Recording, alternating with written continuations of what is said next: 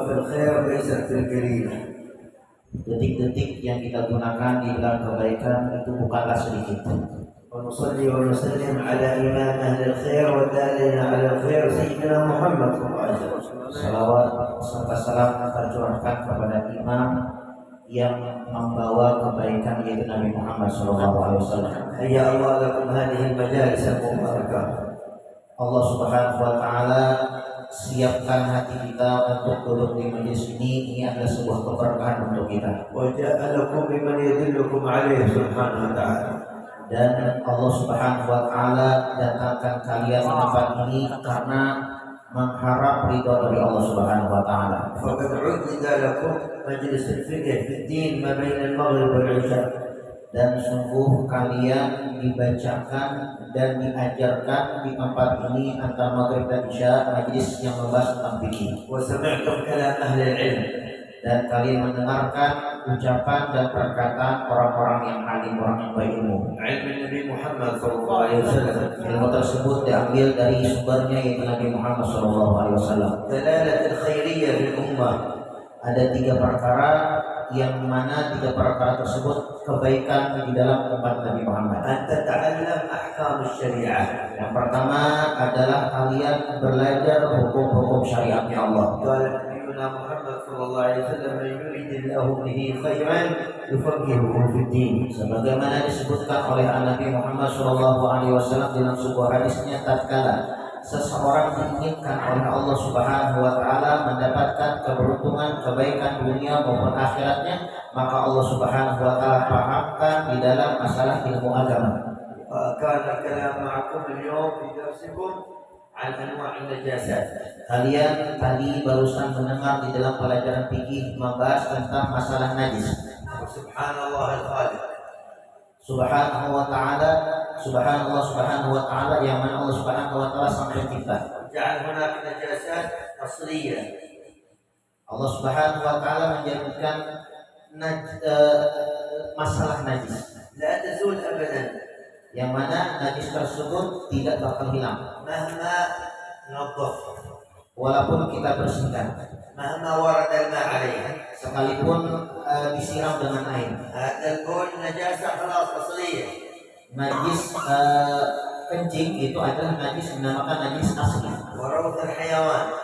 Juga kotoran binatang. هذا كله لو غسلته 20 مرة ما يطهر. Apabila kalian basuh 20 kali maka dia tidak akan hilang. وهناك أشياء جعلها الله طاهرة. Dan di sana juga disebutkan ada sesuatu yang dijadikan oleh Allah Subhanahu wa taala sebagai barang yang suci. وترد عليها بعض النجاسات. Dan juga disebutkan juga beberapa najis-najis yang lain. فهذا لا يقال له نجس، يقال له متنجس.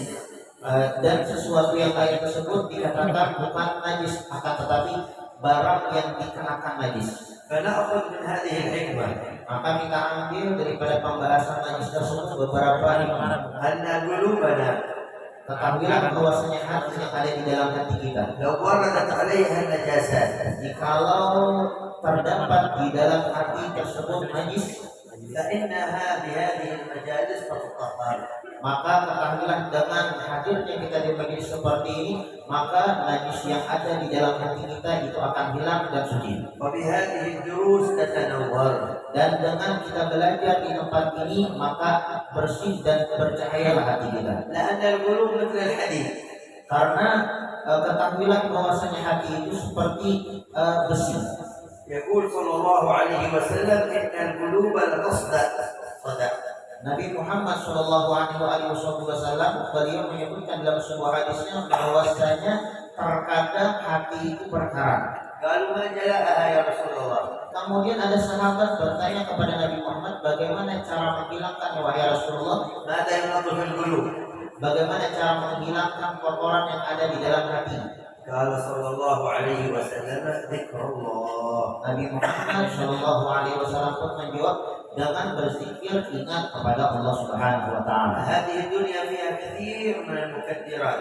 Ketahuilah bahwasanya kalian hidup di dunia ini banyak sekali kotoran-kotoran yang ada di dalamnya. والمعاصي أوصاف تصيب القلوب. Ketahuilah bahwasanya perbuatan maksiat, dosa itu dapat mengotori hati yang ada di dalam hati kalian. وكلما توسخت القلوب بالمعاصي وردت على هذه الحياض الطاهرة من الدروس الفاخرة فتحصل فيها الطهارة إن شاء الله. Ketahuilah setiap maksiat, dosa yang kalian lakukan itu adalah dapat mengotori hati kalian. Namun, tatkala kalian hadir belajar di tempat ini, di majelis-majelis ilmu, kotoran-kotoran tersebut akan hilang dan disucikan oleh Allah Subhanahu wa taala. والمواظبة على الذكر ينظف القلب. Dan ketahuilah bahwasanya di dalam rutin berzikir ingat kepada Allah Subhanahu wa taala pun juga dapat membersihkan, menghilangkan kotoran yang ada di dalam hati. كلما تنظف القلب بدأ النور. Ketahuilah tatkala kalian membersihkan hati, maka timbullah cahaya iman. وكلما زادت النظافة زاد النور. Dan tatkala bertambahnya bersih, maka bertambah terang benderanglah hati kalian. لو عندك زجاجة Jikalau kalian mempunyai kaca متسعة yang mana kaca tersebut berampit جعلتها على السراج dan kalian jadikan kaca tersebut ke cahaya atau lampu, سيكون نور السراج ضعيف. maka cahaya yang ada di lampu tersebut akan redup, مثل زجاج السيارة للسراج. seperti sebagaimana kaca yang ada di mobil kita. لو كان متسخ لا يكون الضوء قوي. Jikalau kaca yang di mobil kita itu kotor, penuh dengan debu atau kotoran dicap yang lainnya, maka kaca tersebut akan terlihat tidak jelas. لكن إذا قام أحد ويمسح هذا الوسخ Namun jikalau kaca yang di mobil kita bersihkan, kita hilangkan debu dan kotoran di dalamnya, maka akan terlihat terang dan jelas. يبدأ يكون الضوء واضح كبير.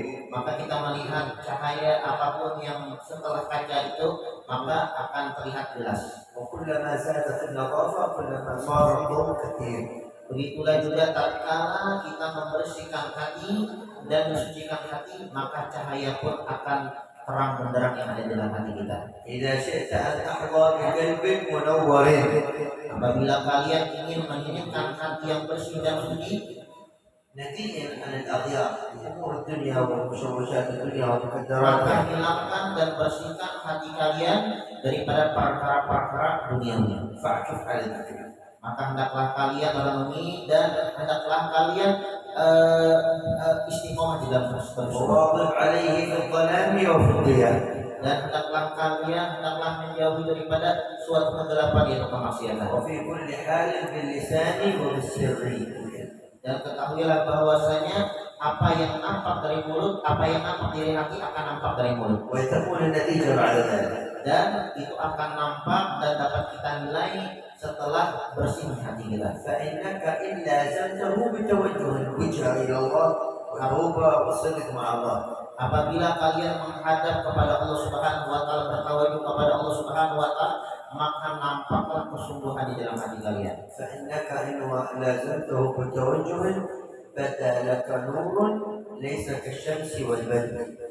Jikalau kalian bertawajud kepada Allah Subhanahu wa taala dengan kesungguhan hati, maka nampaklah cahaya iman di dalam hati kalian. ولكنه نور من الله مهدد. Dan cahaya tersebut bukan cahaya seperti yang cahaya yang biasa, namun cahaya tersebut adalah cahaya dari Allah Subhanahu wa taala. أتى ذكره في سورة النور فاستقري. Sebagaimana hal tersebut disebutkan di dalam surah An-Nur. Allah Ta'ala يقول الله نور السماوات والأرض. Sebagaimana disebutkan di dalam Al-Quran bahwasanya Allah Subhanahu wa taala adalah sebuah cahaya yang dapat menerangi langit dan bumi. مثل نوره كمشكاة فيها مصباح. Yang mana perumpamaan cahaya tersebut yang dapat menerangi alam semesta. المصباح في زجاجة. Yang mana cahaya tersebut berada di dalam kaca. الزجاجة كأنها كوكب دري. Dan kaca tersebut seperti bintang yang sangat terang benderang. يوقد من شجرة مباركة زيتونة Dan cahaya tersebut memancar ke pepohonan لا شرقية ولا غربية. sampai ke timur dan ke barat. يكاد زيتها يضيء bahkan cahaya tersebut menembus beberapa penjuru. ولو لم تمسسه نار Jikalau tidak tersentuh daripada cahaya, نور على نور ketahuilah bahwa itu adalah cahaya di atas cahaya. يهدي الله لنوره من يشاء Allah Subhanahu wa taala memberikan petunjuk kepada orang yang Dia kehendaki. ويضرب الله الأمثال للناس Dan Allah Subhanahu wa taala memisahkan itu kepada beberapa orang. والله بكل شيء عليم. Dan ketahuilah Allah Subhanahu wa taala mengetahui segalanya. هذا النور العظيم Ini adalah cahaya yang sangat agung. جعله الله قريب من المؤمن Allah Subhanahu wa taala menjadikan cahaya iman tersebut dekat dengan orang beriman. يجد هذا النور في مواظبته على القرآن Yang mana cahaya keimanan tersebut dapat bertambah dan nampak tatkala kalian membaca Al-Quran. يجد هذا النور في حضور مجلس العلم Didapatkan cahaya tersebut dengan hadirnya kalian di majelis ilmu. يجد هذا النور في مسألة من مسائل الدين Bahkan cahaya tersebut akan nampak dan kalian dapatkan tatkala kalian belajar di dalam masalah ilmu agama. كل مسألة في الفقه يتعلمها المؤمن نور ينبني في القلب. Ketahuilah setiap masalah fikih yang kalian pelajari dan kalian pahami itu dapat menghilangkan kegelapan yang ada di dalam hati kalian. لو كان المجيء إلى هذا الدرس من أجل فائدة واحدة لكفى. Ketahuilah jikalau orang datang ke tempat ini untuk mendapatkan satu ilmu atau satu faedah, sungguh hal tersebut cukup untuk keselamatan untuk seseorang tersebut. وكيف بفائدة وكيف بفائدتين. Lalu bagaimana seandainya orang datang ke tempat ini dengan membawa dua faedah atau banyak faedah yang dia dapatkan? أنوار كثيرة يجدها المؤمن. Maka dia akan mendapatkan cahaya iman yang sangat banyak. كان واحد في وادي حضرموت Ada cerita di tempat kami di Hadramaut, أعمى ada orang itu buta, dia bisa melihat. بلاد بعيدة من أماكن العلم. Tempatnya dia atau kampungnya dia sangatlah jauh daripada majelis-majelis ilmu. يحضر مجالس العلم كل يوم الصباح. Namun setiap hari dia tidak pernah absen untuk hadir di majelis ilmu setiap paginya. يقطع ساعات طويلة في طلب العلم. Di dalam perjalanannya itu dia dapat menempuh beberapa jam. كان بنته هي التي تقوده إلى هذا المحل. Dia berangkat bukan sendiri karena dia buta. Dia digotong atau dia digandeng oleh putrinya yang kecil. هذا أعمى ما يرى Ini orang ini buta, tidak bisa melihat. ولا يوجد عنده سيارة Dia tidak punya mobil, ولا يوجد عنده دراجة bahkan dia tidak punya kendaraan sepeda motor. يمشي. Dia cuma berjalan kaki. وأنتم ربما عرفتم طريق حضرموت. Dan mungkin kalian pernah mendengar atau melihat bagaimana jalan-jalan yang ada di kota Hadramaut. الذي يذهب إلى حضرموت أو يرى في الصورة أن الطريق كلها فيها من الحجارة وهي فيها من الجبال طريق تعب. Yang pernah ke Hadramaut atau mungkin kalian melihat mungkin di YouTube atau di tempat-tempat gambar-gambar bahwasanya di Hadramaut itu jalan itu batu-batu saja, tidak ada pepohonan menawan untuk bersinggah. لكن هذا الرجل ما يقول أنا تعبت. Akan tetapi orang buta ini tidak pernah mengeluh bahwasanya aku capek untuk menuntut ilmu. بعض الناس يمكن تعبان قليل ما يعرف. Mungkin sebagian orang kalau dia berada di posisi orang buta tadi, dia akan mengeluh capek. ما يجد سيارة أو سيكل يأخذه خلاص ما نروح. Kalau kita tidak punya mobil ataupun kendaraan untuk pergi ke majelis, mungkin kita tidak bakal hadir ke majelis. هذا الكسل من الشيطان. Ketahuilah sifat bosan, sifat bosan itu ada di antara sifatnya syaitan. يضيع عليك الشيطان خير كبير. Ketahuilah syaitan itu punya tugas. Apa tugasnya? Dia akan menyia-nyiakan daripada sesuatu kebaikan yang sangat besar. كان هذا الرجل في طريقه في يوم من الأيام إلى الدرس. Pernah pada suatu hari orang buta ini tatkala dia ingin pergi ke majelis ilmu di tengah perjalanan, بعد ذلك جاء إليه البول يريد يبول. dia tiba-tiba ingin kencing di tengah jalan tersebut. قال لبنته أريد أن أبول في محل لا يرانا فيه الناس. Dia mengatakan kepada putrinya yang menggandeng dia, wahai putriku, aku ingin kencing, coba carikan tempat agar aku kencing tidak dilihat orang banyak. هذا من آداب الخلاء. Coba lihat, ini adalah adab yang dapat, ini adalah pelajaran yang kita ambil, adab orang ingin kencing itu cari tempat yang tidak kelihatan orang. إذا أراد الإنسان يقضي حاجته أن يستتر من الناس. Apabila seseorang ingin kodok hajat, maka dia hendaklah menjauh dari tempat keramaian. ولا يكشف عورته أمام الناس. Jangan sampai ada orang yang melihat aurat kita. فأخذته البنت هذه وراء حجرة أو شجرة حتى لا يراها. Kemudian anaknya tersebut dia mencari tempat yang mana agar ayahnya ini dapat qadha hajat di belakang atau di belakang batu atau di belakang pepohonan supaya tidak kelihatan orang. قالت له انتظر قليلا. Kemudian sampailah saatnya, kemudian bapaknya tersebut mengatakan kepada putrinya, wahai anakku, tunggu sebentar, aku ingin kencing. حتى أدب لك الأرض. كانت الأرض قوية. قالت حتى أدب الأرض. Apabila aku mengetuk tanah atau mencetok tanah, itu tanah di Hadramaut itu keras, bila dicetok itu keras, bunyi nyaring. قال لماذا؟ Kemudian anak tersebut mengatakan, kenapa wahai ayah, aku datang ke tempat engkau apabila aku mendengar ketukan tanah? قالت له بنته لأنك لو بلت في محل صلب سيرجع رشاش البول إلى ثوبك إلى جسمك وتأتي إليك هذه النجاسة. Karena kata beliau, apabila aku tidak mengetuk tanah ini, jangan sampai kau datang. Apabila aku tidak mengetuk tanah, kalau kau datang maka aku khawatir najis itu mengenai tempat atau pakaian kau. قال ما شاء الله من أين تعلمت هذه المسألة؟ Kemudian beliau kagum, kemudian mengatakan, dari mana kau mengetahui masalah ini?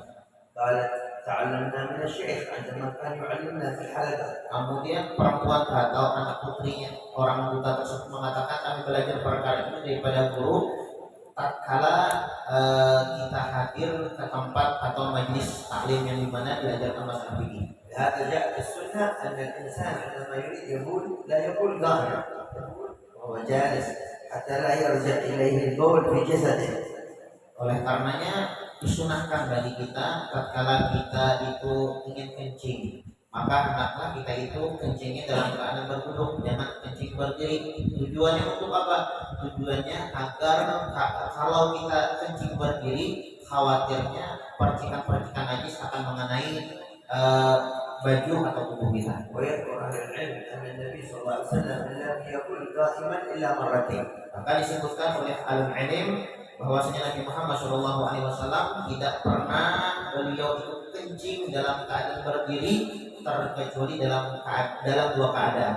قالوا أما أنه صلى الله عليه وسلم يريد يعلم الناس جواز البول قائما. البول قائم ليس حرام، لكن السنة أن يبول الإنسان قائما. Mengapa jadi ada dua keadaan Nabi Muhammad SAW itu pernah kencing berdiri? Ulama alim mengatakan mungkin Nabi Muhammad SAW menjelaskan bahwasanya kencing berdiri itu bukanlah sesuatu yang diharamkan oleh Allah Subhanahu Wa Taala, namun lebih bagusnya kalau yang mau kencing hendaklah kita duduk.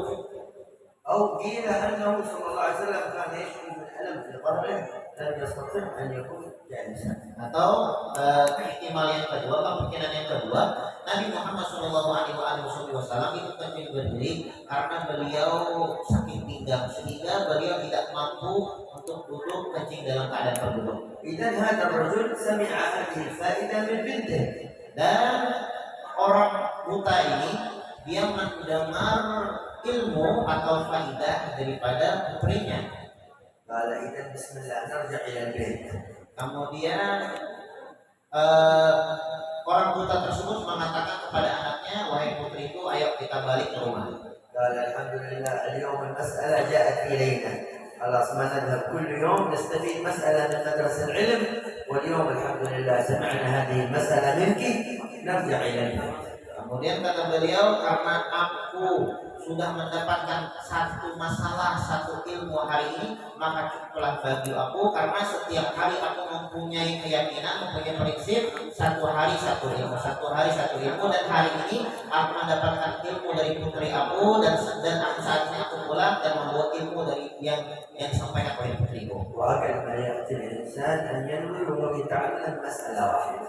Dan hendaklah juga kita sebagai mukmin, sebagai muslim, setiap harinya itu ada satu faedah, satu ilmu yang kita ambil dan kita pahami. والخلاصة أن هذه المجالس وهذه الدروس يتنور بها القلب، ألا فليحرص الواحد على أن يأخذ نصيبه من تنوير القلب الذي يبقى معه هذا النور في القبر ويوم لقاء الله تبارك وتعالى في القيامة. Intinya, ringkasannya kata beliau bahwasanya majelis yang setiap minggunya kita hadiri di tempat ini adalah majelis yang mana dapat membuat hati kita bercahaya. Tatkala hati kita bercahaya, maka cahaya tersebut akan berpengaruh di dalam kubur, berpengaruh di padang mahsyar, berpengaruh di sirat. Bahkan nantinya cahaya tersebut dapat menyelamatkan kita nantinya di hari kiamat. كان الإمام الحداد عليه رحمة الله له نيات صالحة في بداية الدرس قبل أن يبدأ الدرس، أنه إلى التعلم والتعليم والتذكر والتذكير والنفع والانتفاع إلى آخر النيات المباركة. Ketahuilah bahwasanya Habib Abdullah bin Al-Haddad, ulama salah satu sahabat yang kita kenal dan cukup masyhur, itu beliau tatkala beliau ingin memulai belajar, beliau mempunyai banyak niat. Sebelum belajar beliau pasang niat banyak-banyak. Bagaimana yang sering kita dengar bahwa ta'allum wa ta'allum sampai akhir.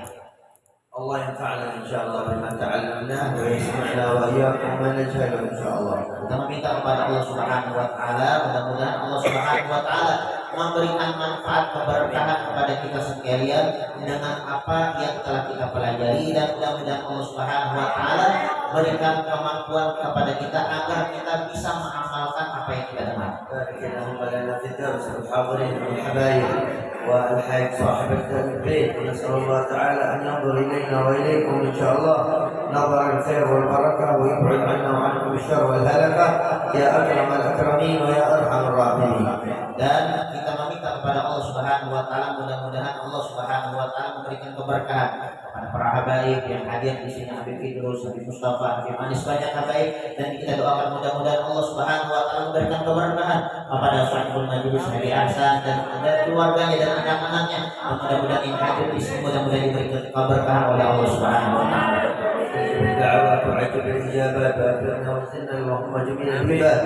اللهم اجعل جمعنا جمعا مرحوما وبيننا من بعده تفرقا معصوما. لا تجعل فينا ولا منا ولا معنا شقيا ولا محروما. أكرمنا اللهم ولا تهنا واعطنا ولا تحرمنا. اللهم لا تكلنا إلى أنفسنا ولا إلى أحد من خلقك طرفة عين. اللهم إنا نسألك اللهم الرضا والعفو عما مضى لنا وأحبابنا والمسلمين أجمعين يا أكرم الأكرمين يا أرحم الراحمين.